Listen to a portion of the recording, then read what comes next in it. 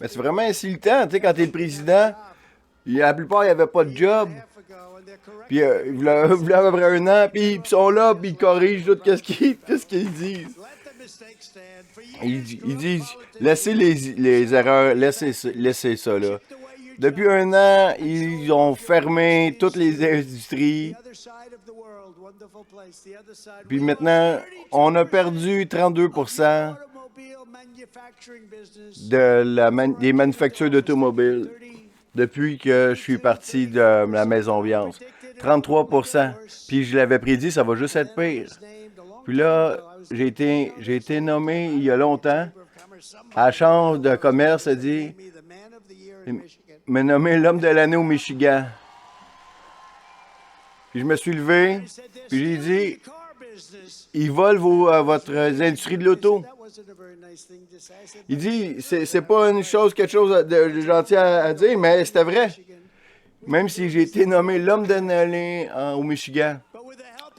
Mais avec l'homme de tout le monde ici, après 4 ans magnifiques, on a sauvé l'industrie automobile.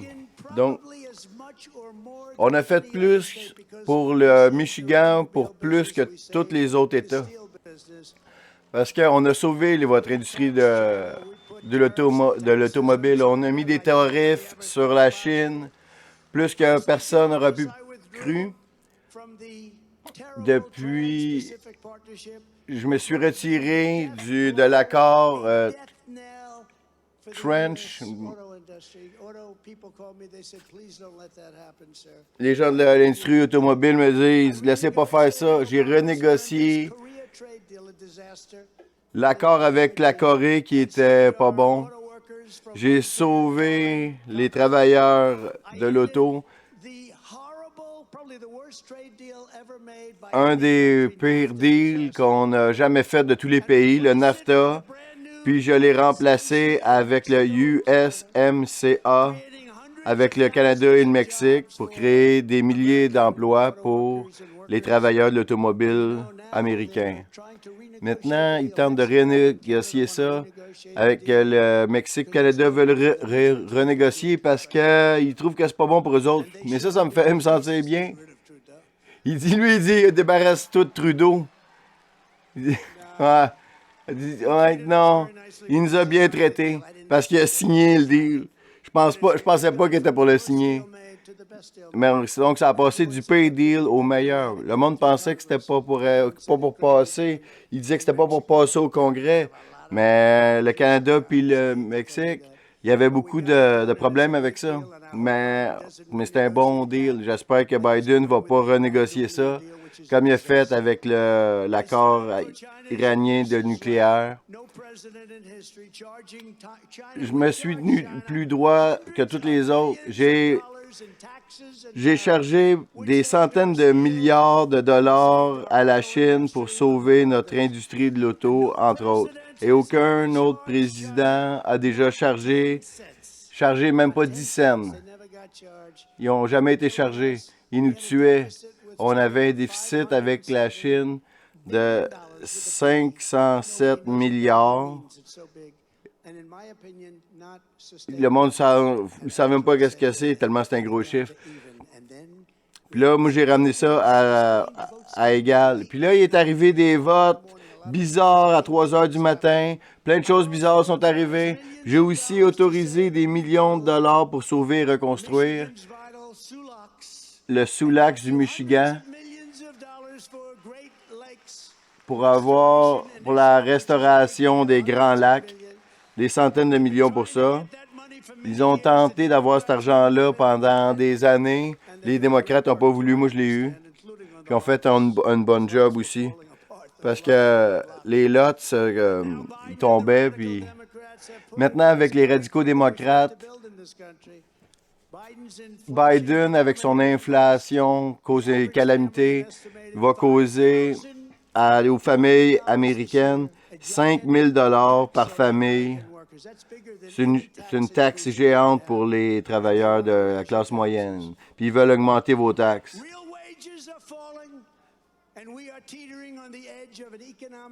On est sur le bord d'un cauchemar économique.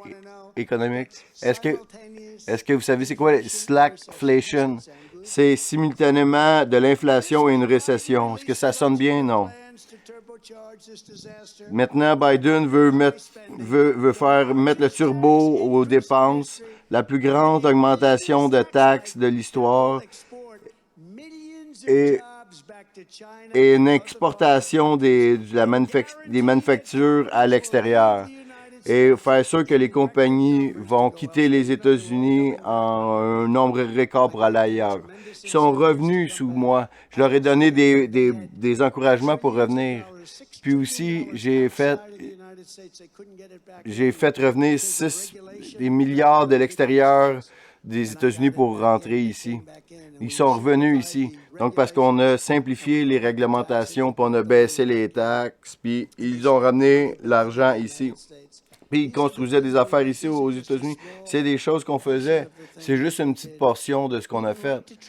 Même le right to try, c'est le droit à l'essai, où les gens qui étaient malades et puis les gens qui y avait plus d'espoir, puis allaient à la maison pour mourir. On avait les plus grands scientistes au monde, les meilleurs médicaments au monde, mais qui ne pouvaient pas être approuvés. Puis là, j'ai fait passer ça de 12 ans à 5. Bien, avant, ça prenait des années avant que le FDA approuve ça. Et ce qui est arrivé, le right to try, le droit à l'essai. Donc, si quelqu'un était très malade et il pouvait prouver ça, il y avait le droit d'utiliser ces médicaments qui n'avaient pas été approuvés encore, mais il y avait le droit de les essayer. Et des milliers et des milliers de vies ont été sauvées à travers le pays. C'est juste un exemple des choses qu'on fait. Un autre exemple. Des milliers et des milliers de vies ont été sauvées. Les gens ne pensaient pas qu'on ne pourrait pas le faire. Donc, ils ont essayé de le faire pendant 44 ans, puis ils ne pouvaient pas le faire. Donc, le pays va en payer le coup. On va signer un papier pour dire on ne sera pas responsable, on va le donner aux compagnies. Donc, on va faire signer que la compagnie ne seront pas responsables. Oui, mais les compagnies pharmaceutiques ça veut dire qu'ils sont vraiment loin, ils sont vraiment proches de mourir, puis ça ne serait pas bon pour leurs chiffres. C'est ça. On aura une liste séparée, donc ça ne les affectera pas. Ouais, c'est bon ça, ouais. Puis on a réussi à le faire. Des milliers et des milliers de vies ont été sauvées à cause de ça. Mais avec le respect de notre pays, il ne faut pas qu'on perde de vue qu'on va revenir plus fort que jamais. Une des premières choses qu'on va faire quand les républicains vont reprendre le Congrès, ça peut être gros. J'ai entendu aujourd'hui 68 sièges. Parce que si c'est 67, ils vont dire Trump il a subi une défaite humiliante. Non, j'ai entendu des chiffres. Le plus haut que j'ai vu, c'est 68. Et les gens, les démocrates, ils prennent leur retraite parce qu'ils se font botter le cul dans tous les sondages parce qu'ils sont tellement incompétents. Mais on va reprendre le Congrès, ramener Joe Biden, puis la folle de Nancy Pelosi, puis on va arrêter les dépenses de fou, parce qu'on ne peut plus tenir le coup de ça. Une autre plus grande priorité pour la majorité républicaine sera de passer un règlement pour éliminer chaque obligation du COVID, parce qu'aucun État n'a souffert comme le Michigan. Plus aucune obligation COVID. Personne a souffert plus que le Michigan. Je pense même pas que New York a souffert plus. Tout le monde devait être embarré, sauf son mari, pour aller se patiner. C'est qui son mari? Ce gars-là, il a toute une vie, hein, pendant que vous étiez embarré, hein? Vous pouvez pas aller tondre le gazon, peinturer votre peinture. Ah, vous ne pognerez pas le COVID en peinturant votre maison. Mais ce gars-là, il pouvait aller se promener sur le lac. Je voudrais voir de qu'est-ce qu'il a l'air. Il doit être beau bonhomme hein, pour s'en tirer de ça. Non, personne n'a jamais mentionné que malgré le fait qu'en mettant des obligations, a eu plus de morts de la COVID en 2021 que toutes nous autres en 2020. Avec toutes les choses qu'on a faites, toutes les grandes choses qu'on a faites, lui, il a plus de morts. Biden, puis ton gouverneur Whitmer, vous ont mis des règlements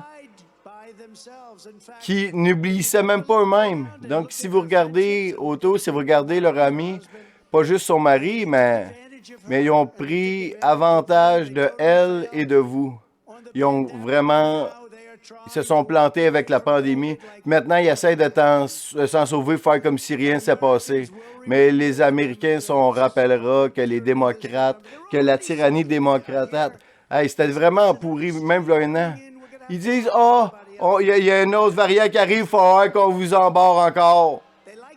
Ils aiment ça, oui, ils aiment ça. Ça leur donne du pouvoir. On n'oubliera jamais ce qu'ils ont fait à nos enfants, à vos enfants.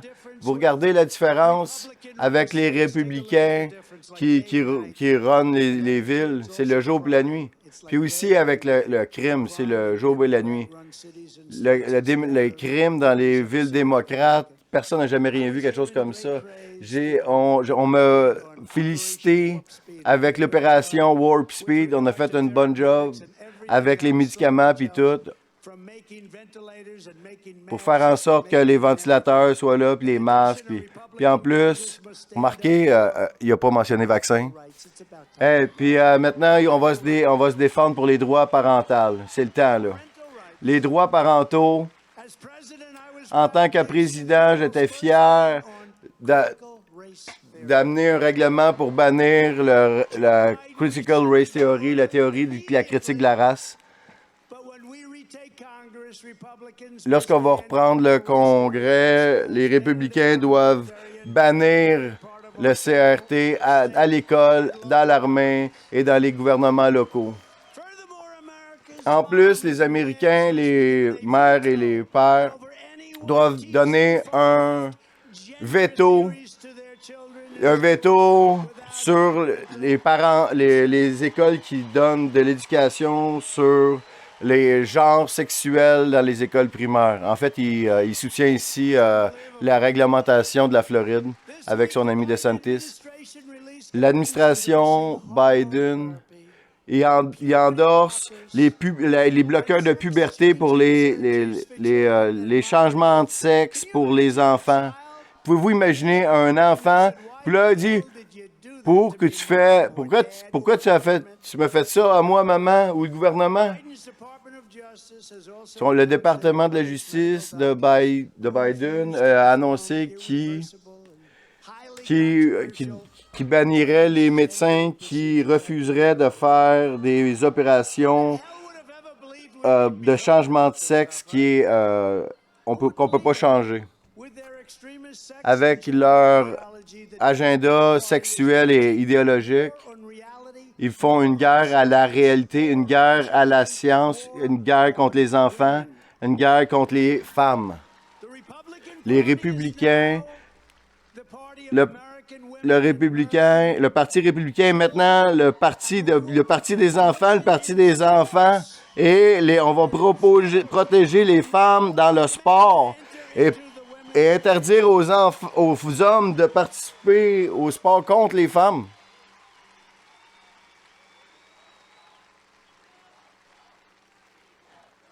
Il va fort à soi, Trump. T'es en forme de Donald. Vous savez, le monde ici, leur siège n'est pas aussi bon que les vôtres, mais là, maintenant, ils sont célèbres. Puis là, il y a un producteur d'Hollywood qui regarde. Puis là, il y a plein de réalisateurs conservateurs, mais ils ne sont pas game de le dire. Ouais, dis, oui, je vais voter pour Trump. J'aime ça, pas payer de grosses taxes, pas avoir de règlements, c'est ça que je veux. Puis là, il sort, puis là,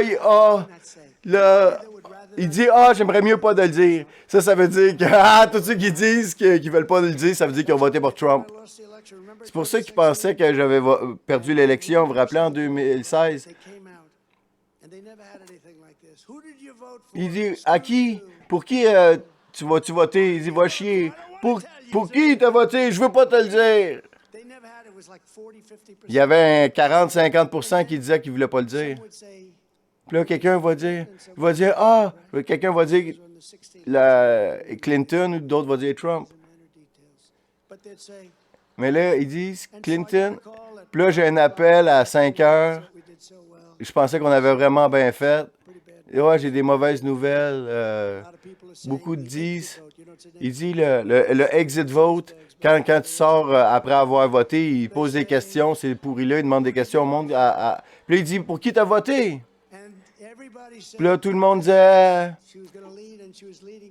Puis là, elle menait vraiment par beaucoup, mais une personne nous a appelés, puis là, tout le monde aime notre première dame. Ouais, c'est une grande première dame, élégante, et elle vous aime. Puis là, j'étais allé voir, ma femme, j'ai dit « Darling ». Là, de Michigan, il y a quelqu'un qui est arrivé, qui m'a appelé, de Grand Rapids. Puis là, je suis arrivé à 4 heures le matin. Il y avait 34 000 personnes, tout le monde dans le théâtre. Puis là, je suis allé voir la femme. J'ai dit, il paraît que ça va pas bien, là. Mais c'est pas grave parce que je m'étais donné à 100%. J'avais fait 5-6 rallyes par jour pendant une semaine. Qui peut faire ça?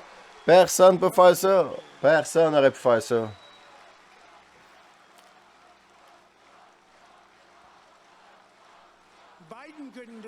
Biden ne peut pas faire ça, en tout cas. Il ne peut même pas en faire un. Il ne peut pas la moitié d'un. Même pas une phrase. Si j'avais fait une erreur, une mauvaise prononciation d'un mot complexe, il aurait dit Trump, il est en train de le perdre. Avec Biden, ils disent oh, c'est correct. Mais c'est vrai. J'ai fait à un moment donné 5, 6, j'ai fait, puis là, avec 30, 40, 50 000 à chaque fois, j'en allais en un, puis l'autre, puis l'autre, puis l'autre.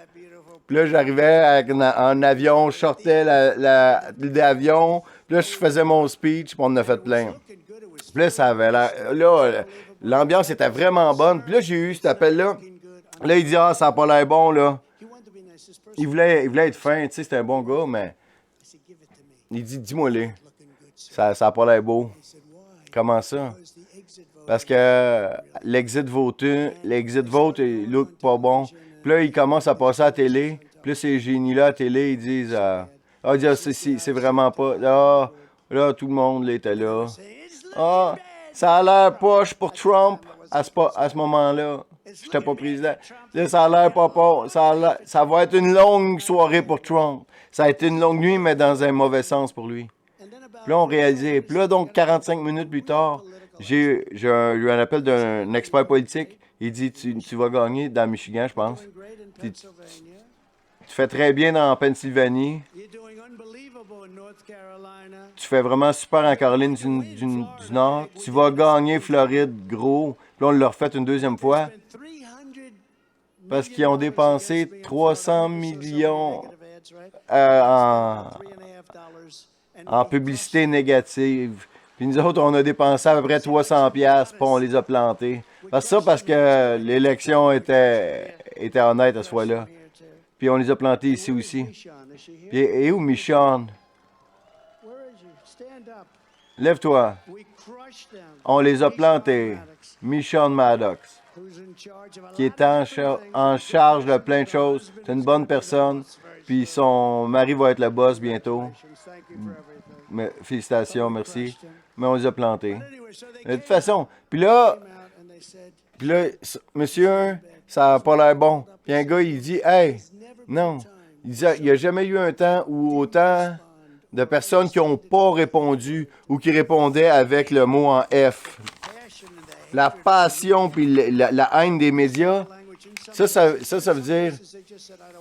Il y en a qui voulaient juste dire que je ne veux pas le dire, mais on considère toutes ces personnes-là, des gens qui ont voté pour Trump, tu vas gagner fort. Puis on a gagné fort, il avait raison.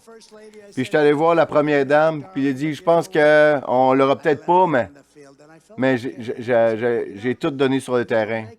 Parce que si tu gagnes pas, mais si c'est fair, tu l'acceptes. Mais si tu gagnes d'une grosse manière, puis ils volent, puis ils trichent, c'est pas bon, c'est pas acceptable. C'est pas bon. Ça serait bien plus facile pour moi de dire, de faire comme plein de personnes ont fait. Félicitations.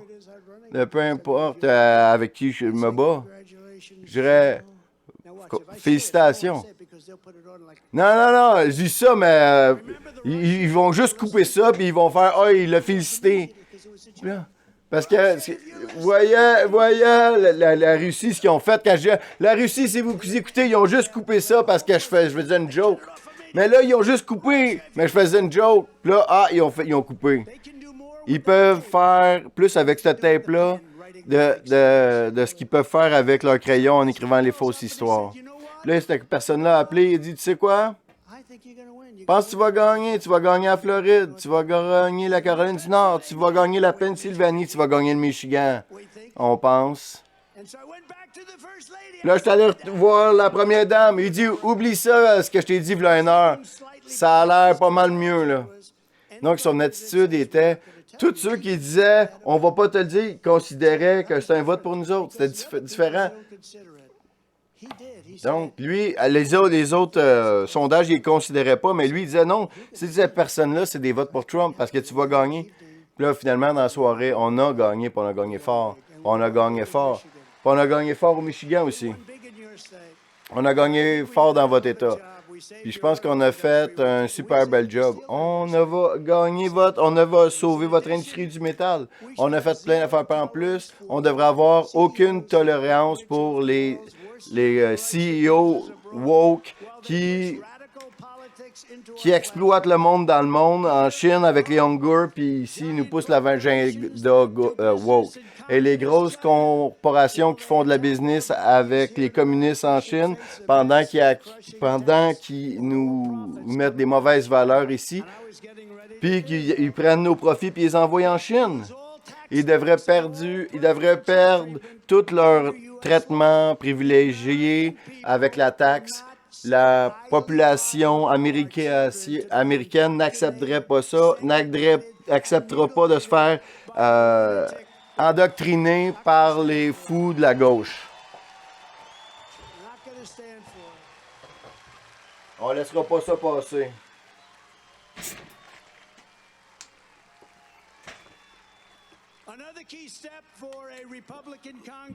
Une autre chose importante pour le Congrès sera de restaurer la liberté d'expression en Amérique. Tu sais, ils disent en Russie, la population en Russie, ils disent, ils savent même pas qu'ils sont en guerre parce qu'il y a de la propagande. Mais ici, c'est aussi pire. Peut-être pas aussi pire, mais vraiment proche. Puis le New York Times puis Washington Post ont finalement admis que le laptop from hell est vrai. Moi, je suis arrivé avec ce nom-là. C'est moi qui ai donné ce nom-là. On me donne jamais le crédit pour le laptop from hell. On a eu plein de bons noms, puis il me donne jamais le crédit.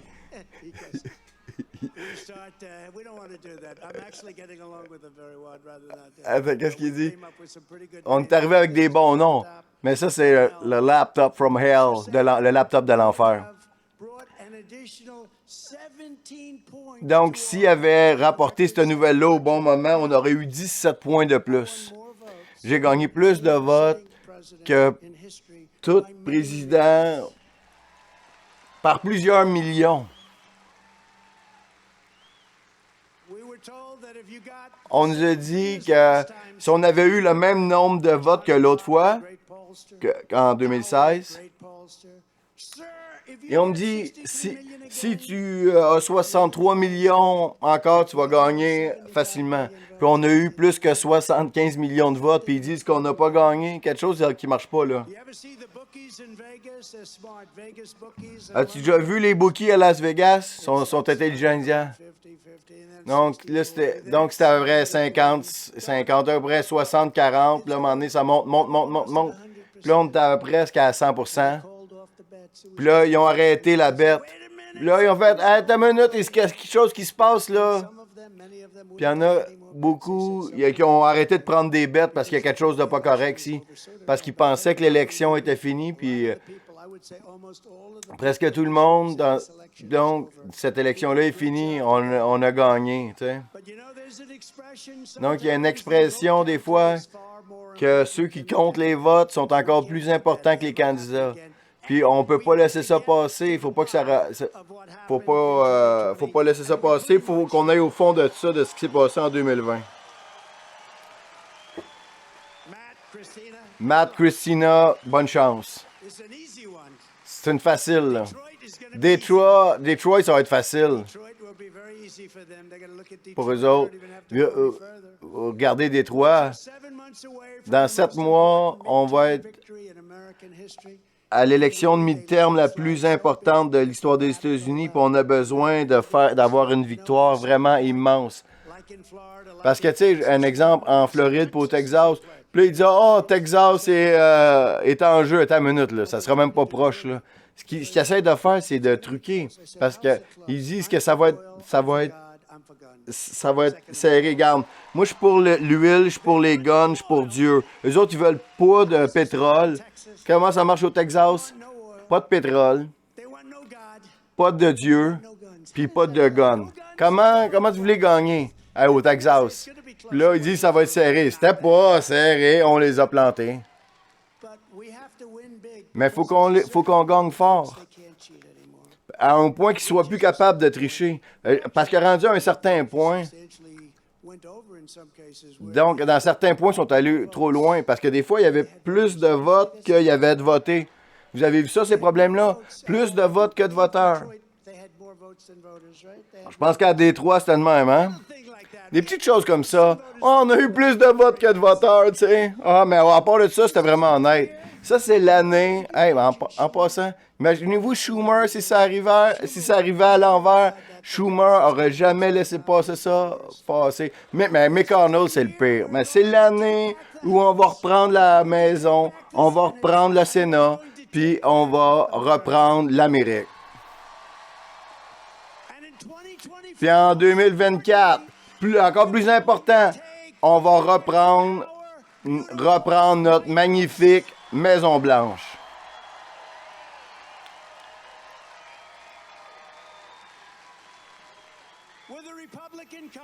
Que ce soit au Congrès, on va se battre pour plus de jobs pour les familles du Michigan, pour les travailleurs du Michigan et pour les manufactures. Avec cette magnifique phrase faite aux États-Unis. C'est une phrase magnifique. Nous allons fermer son désastre de la frontière. J'ai fait un deal avec Mexico. Regarde, vous les gardez au Mexique. Ils ont dit non. Ils ont dit OK, on va taxer chaque char que vous nous envoyez. Il a dit OK, bon, on va les garder au Mexique dans ce cas-là. On va réimposer le titre 42. Juste aujourd'hui, ils ont arrêté ça. Donc, c'est parce que les gens qui vont pouvoir rentrer dans le pays encore plus facilement encore. Puis, on va réinvestir dans les patrouilles à la frontière. On va arrêter le catch and release. On va arrêter la loterie du visa. Et on va finir le mur. On aurait pu le finir en une couple de semaines. Il est presque fini. On avait tellement des bons chiffres. Ça nous a pris 2 ans et demi de législation et de législation, puis on a tout gagné. Puis on a nommé 300 juges, 3 juges de la Cour suprême. Là, 2 ans et demi, on avait la frontière la plus solide, puis maintenant on a la plus faible avec les vendeurs de drogue puis les criminels qui passent comme jamais. Puis on va tenir la Chine responsable d'avoir relâché le virus. Faut qu'on le fasse. Il y a des manières de le faire. On va arrêter la vague de crimes démocrates dans les grandes villes. On va donner aux policiers 100% de notre support et notre respect. Nous allons leur donner le pouvoir de faire la job que seuls eux sont capables de faire. Et nous allons restaurer law and order en Amérique et particulièrement dans nos villes démocrates. On va le faire qu'ils veulent ou non. La seule bonne chose avec le résultat catastrophique des élections, les gens voient à quel point ils sont pourris. Puis si j'étais resté là, on aurait passé à propos de toutes les choses, mais maintenant, ils ont une chance de détruire notre pays en 4 ans. Parce que quand on va revenir, si c'est moi, vous avez des bons candidats, puis vous avez des mauvais candidats. Mais vous savez, si je vous rends heureux, est-ce que vous aimeriez ça que je me lance?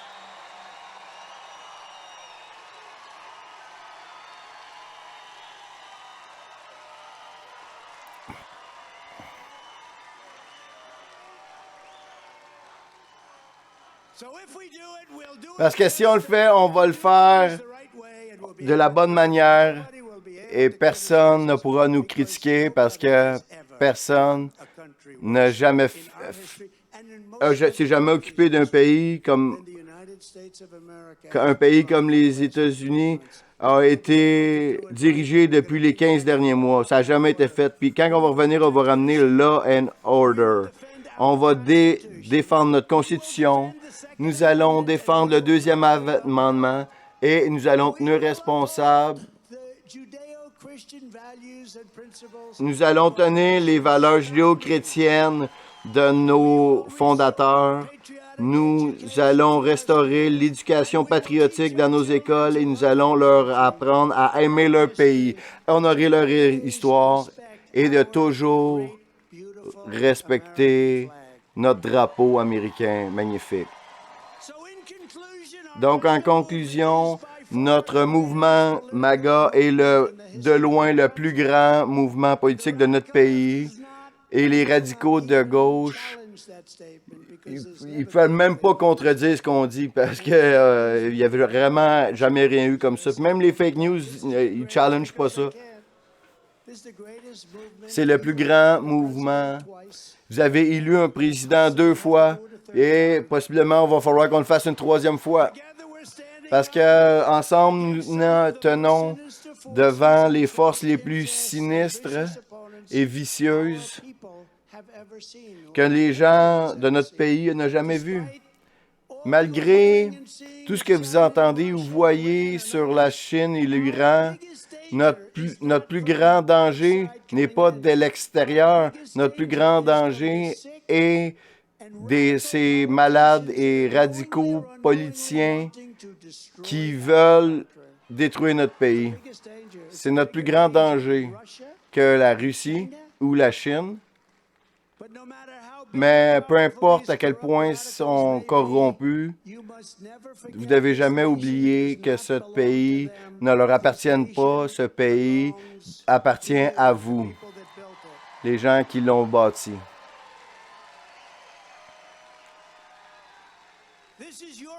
C'est votre maison, c'est votre héritage et notre liberté américaine et votre droit donné par Dieu. De Midland à Mackinac, de Mansfield à Grand Rapids ou à Battle Creek, j'aime ces céréales-là, ou à Washington Township, on a hérité l'héritage des patriotes du Michigan qui ont donné leur sang pour cette nation. C'est l'État où Henry Ford a inventé la chaîne de production. C'est l'endroit où General Motors, Chrysler et Kellogg ont révolutionné l'industrie du pneu. Et Michigan est l'industrie qui nous a donné le Motang et les Mustangs. Vous nous avez donné tant de choses. C'était des patriotes qui ont travaillé fort comme nous et ensemble, nous allons sauver notre pays. On ne peut pas laisser faire ça. On va se battre pour l'Amérique comme personne ne s'est jamais battu. Nous allons pas laisser les fous lunatiques de gauche, parce qu'ils sont faibles et sont stupides, prendre ce qui est à nous et ce qui a été brillamment bâti depuis 250 ans. Nous ne laisserons pas ceux qui font les hoaxers du climat prendre avantage de nous, qui font rien que juste parler et se plaindre et rire de la stupidité des Américains et de leur politique. Il n'y a aucune montagne qu'on ne peut pas grimper, il n'y a aucun sommet qu'on ne peut pas atteindre, il n'y a aucun défi qu'on ne peut pas réaliser, il n'y a aucune victoire qu'on ne peut pas avoir. Nous ne plierons pas, on n'abandonnera jamais, on n'abandonnera jamais tant qu'on est confiant et unis.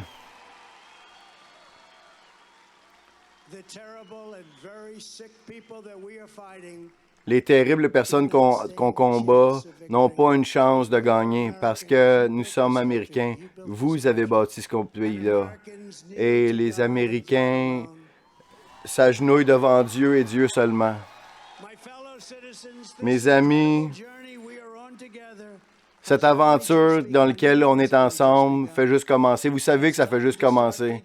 Puis maintenant, il faut penser à la grandeur de notre pays. On ne pense plus à faire grossir notre pays.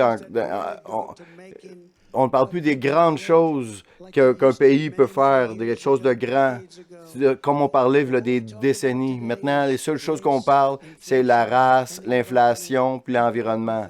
On parle de rien d'autre. On ne parle pas de qu'est-ce que ça prend pour que notre pays devienne grand encore une fois. Il faut toujours se rappeler qu'on est un mouvement, un peuple, une famille et une magnifique nation que vous devriez être tellement fiers. Donc, avec l'aide de tout le monde ici, merci Michigan, et citoyens de partout au pays, nous allons rendre l'Amérique forte. Nous allons rendre l'Amérique en santé encore. Fort encore. America proud, fier encore.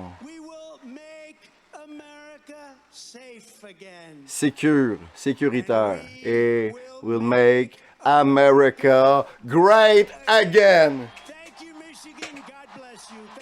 That was Donald J. Trump live from Washington, Michigan, samedi soir.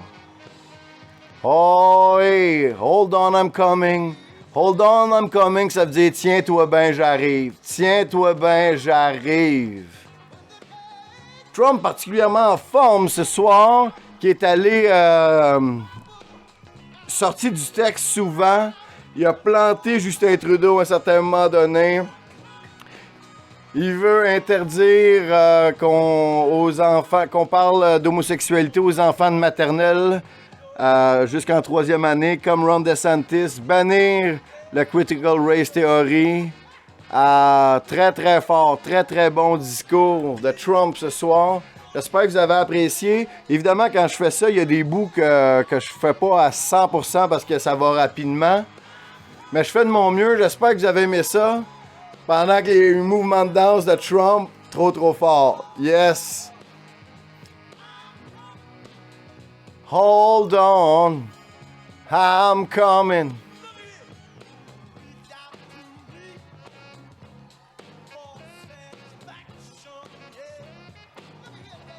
Wow. Tellement proche. Les gens sont... Wow. Donc, on va voir ça. Les mimes, oh yeah! Le bras dans les airs à la John Travolta.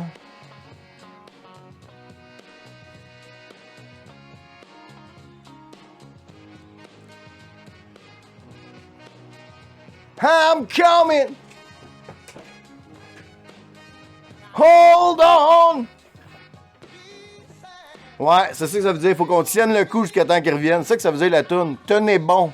Tenez bon, j'arrive. Tenez bon, mes amis. Mes amis les émetteurs, j'espère que vous avez aimé ça. Partagez le vidéo. Parlez de nous à vos amis. Parlez des diffuseurs autour de vous. On veut plus d'abonnés. On vise le 100 000 cette année. All right, c'était Captain Cosmos pour les diffuseurs. Bye.